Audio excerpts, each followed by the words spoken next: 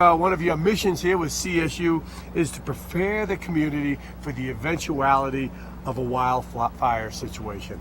On an average scenario, if there ever is a situation for evacuation, how much time, what lead time do homeowners have? Let's say in the Springs fire. Sure, that'd be great. Well, shoot, I mean, Springs fire, things were happening really, really fast. Weather dependent, that was a really important consideration. Wind came over the mountain, and in fact, we know that fire runs uphill. That's a pretty standard understanding. Well, in that situation, wind tipped the fire over and it actually charged down the mountain into the neighborhood. Right. So conditions dependent, it's really, the evacuation time frame can be incredibly short. You may be given a 5-minute window, and that means you're leaving right now. There's no time to go gather your stuff. Right. On the other hand, we may see a fire on the horizon. That could be on the hillsides, and weather patterns are saying it's creeping towards a particular neighborhood.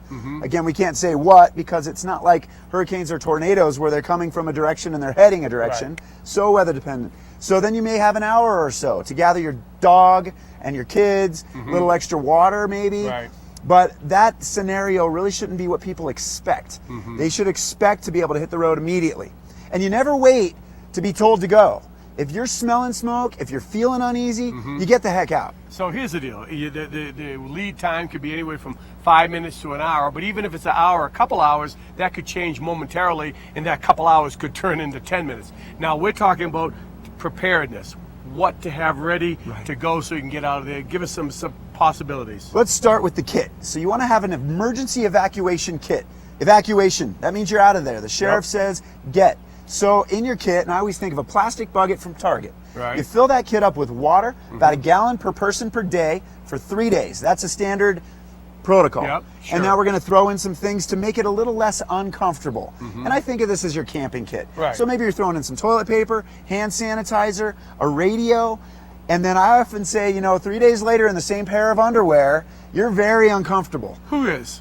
Well, not this guy. Not So me, ultimately, for the kids, coloring books, a stuffy, if you think about electronics, they're going to run out of batteries. If it's a bad scenario, electricity may be down. So things that don't require power to kill the time.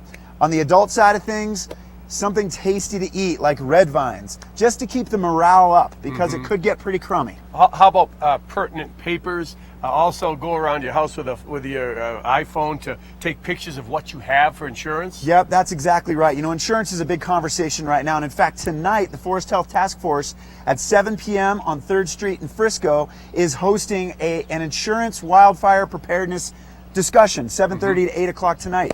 But as far as your insurance goes, it's important that you inventory everything that you have and email it to yourself. Right. Or put it on some sort of device that's away from your home, so that if you lose all of your possessions, you're able to go back and prove what it is that you had, including your mountain bike. Sure. I'll give you a scenario. I have, my bicycles and skis are worth way more than my car, but it's almost as much as my home if you factor it out. If I go to an actuary and try to claim that, she said, no way you have 20 pairs of skis and 6 bicycles. But if you have a photo of it, a video, that goes a long way to getting recompense. Sure, and actually on your actuary note, we live in a very different part of the world. We have all this equipment where it is more expensive than our cars, and people don't really understand that. So zooming in on your components. The frame brand. Is it a carbon fiber frame? What kind of rims do you have? I'm talking bikes, of course, but all that gear. What about, is there a website, or is that people can avail themselves of all this information? Sure, the American Red Cross is great for information, but zooming in on the county, the Summit County Government main page, and that is where you'd go. You'd find the Office of Emergency Management, you'd find the Extension Office, and you'd get a great deal of information. The last piece is people need to sign up at scalert.org I do that. to get information when these kinds of situations occur.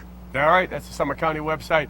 And there you have it. I'm going to leave out toilet paper, but I'm going to bring, an extra bicycle. Hey, I want to thank Daylight Donuts for providing, can I get you a donut? Oh, here. I would love a donut. Look at that. They always little feed maple us here. glaze, Nothing loving but the it. best. Okay. We'll be back with more to see you tomorrow, same time, same channel. Ashley will close out the show. Stay with us. Cool. All right. I like it.